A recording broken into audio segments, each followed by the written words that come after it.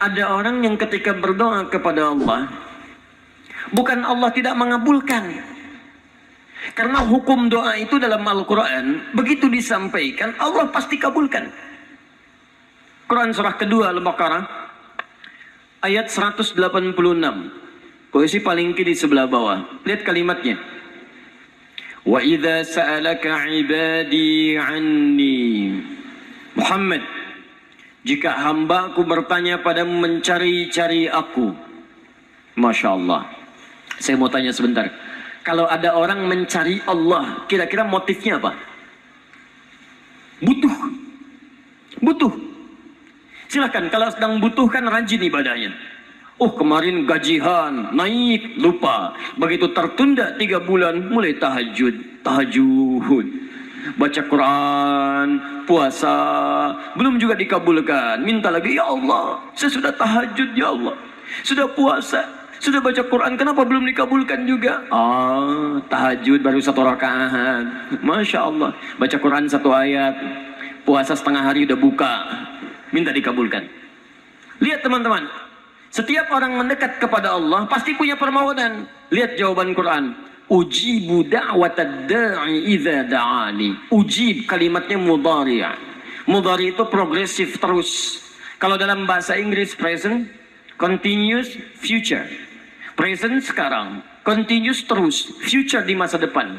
Jadi sifat doa itu, kalau Anda minta sekarang akan dikabulkan, minta nanti akan dikabulkan, minta di masa depan akan dikabulkan dengan cara Allah yang terbaik, yang dikabulkan menurut maslahat untuk Anda. Jadi sifat doa itu kalau diberikan pasti dikabulkan. Entah sekarang, besok atau nanti saat kita siap menerimanya. Yang jadi masalah, ada orang minta yang lain dikabulkan, dia tidak. Ini masalahnya. Dan ternyata bukan Allah nggak ngabulkan, bukan.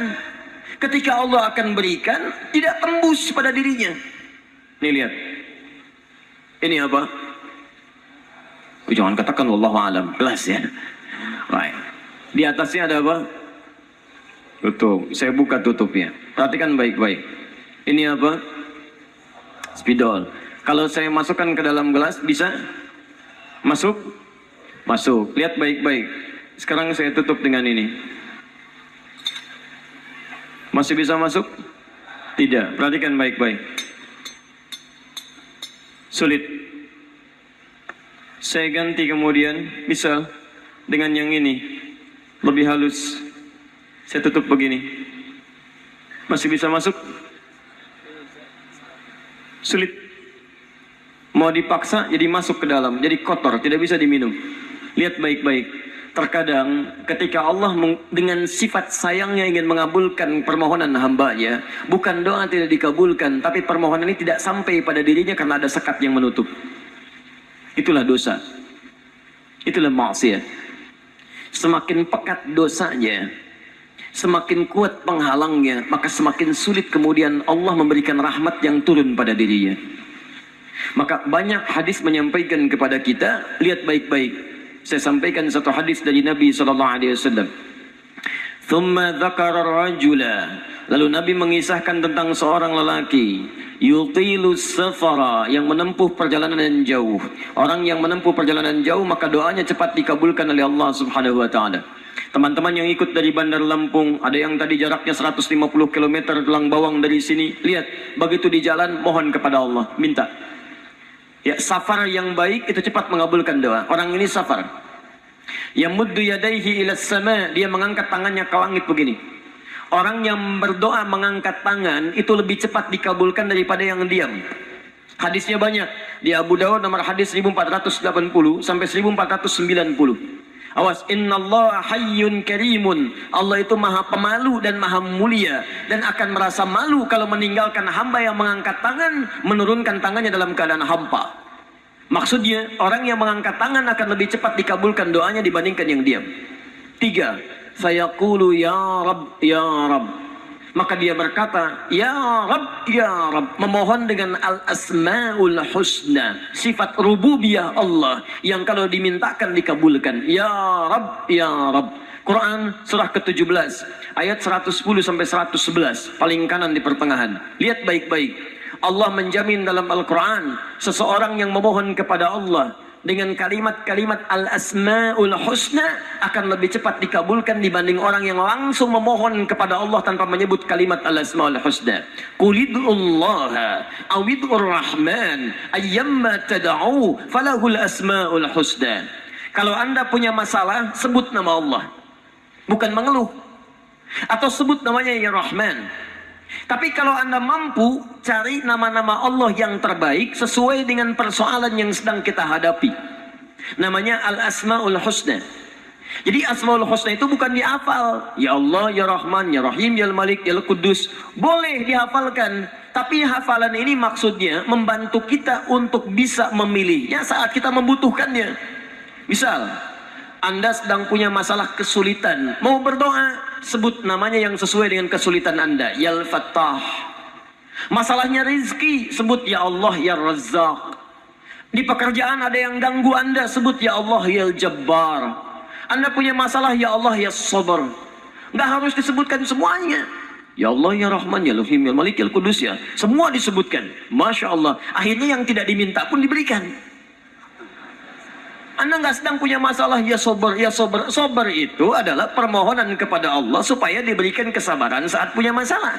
Anda nggak sedang punya masalah, minta diberikan kesabaran. Itu artinya sama dengan minta masalah. Hati-hati. Banyak kalimat-kalimatnya, pilih. Kitab Al-Aqaid Al-Islamiyah, karangan Syekh Sayyid Sabiq, halaman 24-59, posisi paling kanan di pertengahan. Dikisahkan seorang lelaki bermohon kepada Allah setelah dia selesai menunaikan salat. Lihat kalimatnya. Allahumma innaka antal ahadus samad, alladhi lam yalid wa lam yulad, wa lam yakul lahu kufuwan ahad. Allahumma inni as'aluka an taghfira liya. Dia sebutkan al-asma'ul husna. Allahumma inni as'aluka innaka antal ahad, ahad. As-Samad, al-Asmaul Husna, alladzi lam yalid wa lam yulad wa lam yakul lahu kufuwan ahad. Allahumma inni as'aluka an taghfira li. Mohon ampuni dosa saya ya Allah. Ampuni saya, ampuni saya. Apa jawab Nabi? At-tadri bimadza tas'al? Tahukah engkau barusan mengucapkan kalimat apa saat berdoa? Kata orang ini, wallahu wa rasuluhu a'lam. Kata Nabi, lihat kalimatnya. Faqad du'ita bi asma'illahil a'zam idza du'iya biha ajaba wa idza su'ila biha a'ta. Kamu baru saja berdoa memohon kepada Allah dengan nama-nama Allah yang paling agung, Al-Asma'ul Husna, yang kalau dimulai doa dengan menyebutkan itu, doa akan dikabulkan, permintaan akan diberikan. Tapi ini aneh. Lihat baik-baik. Orang tadi melakukan 3 hal. Perjalanan panjang. Masih ingat? Mengangkat tangan ke langit, membuka dengan Al-Asma'ul Husna, 3-tiganya dikerjakan. Seharusnya doa dia 6 kali lebih cepat dikabulkan oleh Allah dibandingkan doa orang biasa. Tapi apa kata Nabi? Lihat baik-baik. Anna yustajabu lidzalik. Anna yustajabu lidzalik. Mustahil doanya bisa terjawab. Mustahil doanya bisa dijawab. Sifat doa dimohonkan, dikabulkan. Tapi yang ini kata Nabi, anna yustajabu lidzalik. Mustahil doanya bisa dijawab. Kenapa? Enggak tembus. Famat'amu haramun, karena makanannya haram. Ketika Anda memakan yang haram, maka makanan jadi sekat dalam diri Anda, menjadi penghalang doa itu sampai kepada diri Anda. Tuh. Mashrabu haramun, minumannya haram, lebih tebal lagi. Malbasu haramun, pakaiannya haram, lebih tebal lagi. Sulit. Wa ghudhiya biharamin, dan perangkat hidupnya haram, lebih sulit lagi. Enggak tembus-tembus. Yang paling celaka, dibawa yang haram ke rumah, dimasak kemudian oleh ibunya, dibagikan kepada anak-anaknya, muncul haram di keluarga, maka sulit turun rahmat ke dalam keluarga itu. Makanya kalau sudah maksiat terjadi, maka mohon maaf, rahmat sulit diturunkan, hidayah sulit masuk dalam diri seseorang.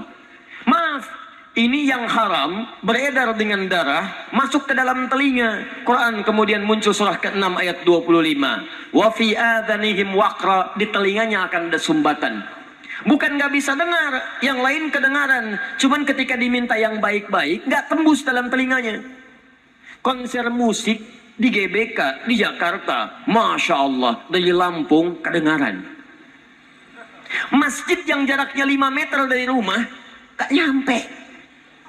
Ini rumah dia, ini masjid, mikrofon masjid ke rumahnya begini nih. Sepeda ada, motor ada, mobil ada, kendaraan ada. Allahu Akbar. Hayya 'alas shalah. Gak dengar. Komat, gak dengar. Konser musik yang jaraknya cukup jauh, Masya Allah. Sebelum artisnya datang, tiketnya udah habis. Masjid kurang apa lagi?